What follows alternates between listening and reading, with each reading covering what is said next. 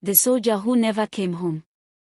In a quiet village nestled amidst lush green fields in the southern part of Nigeria, Samuel lived with his young wife, Ada. They had been married for just over a year when the news of Ada's pregnancy filled their modest home with joy.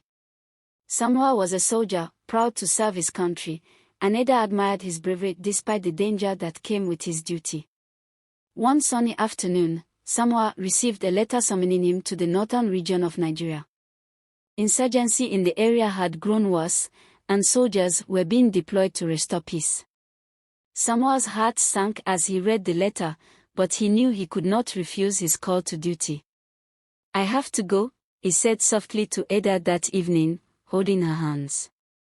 Tears welled up in her eyes as she gripped his hands tightly. "Promise me you'll come back," she whispered, her voice trembling. Samuel pulled her into his arms, kissing her forehead. "I will come back, my love. I promise." The day of his departure came quickly. The village gathered at the small bus station to bid farewell to their brave son. Ada stood among them, her round belly a visible testament to their love and hope for the future. As Samuel boarded the military truck, he turned back to wave at Ada, his smile masking the storm of emotions in his heart. "Take care of our baby," he called out.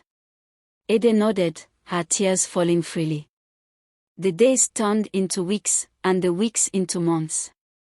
Samuel would write letters whenever he could, describing the harsh realities of the battlefield but always reassuring Ada of his determination to return. "Every time I close my eyes," he wrote in one letter, "I see you and our unborn child. It gives me strength." In the village, Ada clung to those letters like lifelines.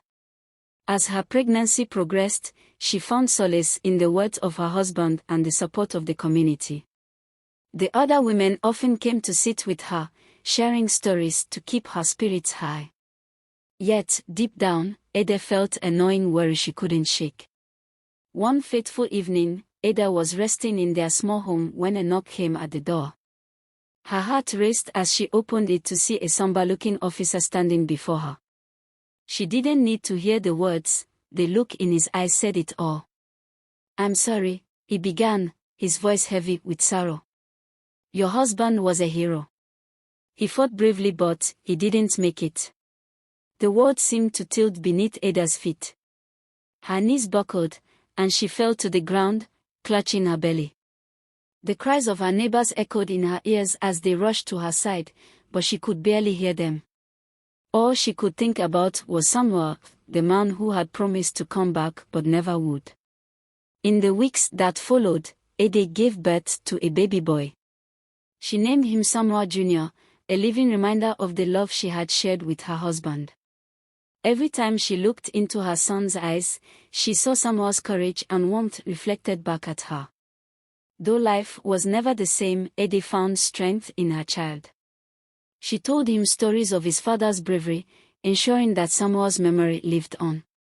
The village, too, honored Samuel's sacrifice, remembering him as a hero who had given his life for peace. Ada often sat by the old baobab tree where she and Samuel used to talk about their dreams. With her son playing at her feet, she whispered to the wind, hoping her words would reach him. "You didn't come back," she would say, tears streaming down her face. "But you left a part of yourself with me. I'll keep your memory alive, Samuel. I promise." And so, in the midst of loss and pain, Ada found a purpose. She raised Samuel Jr. to be as kind, brave, and selfless as his father. Though her heart remained scarred, it also held an unshakable pride for the man she had loved and the son they had created together.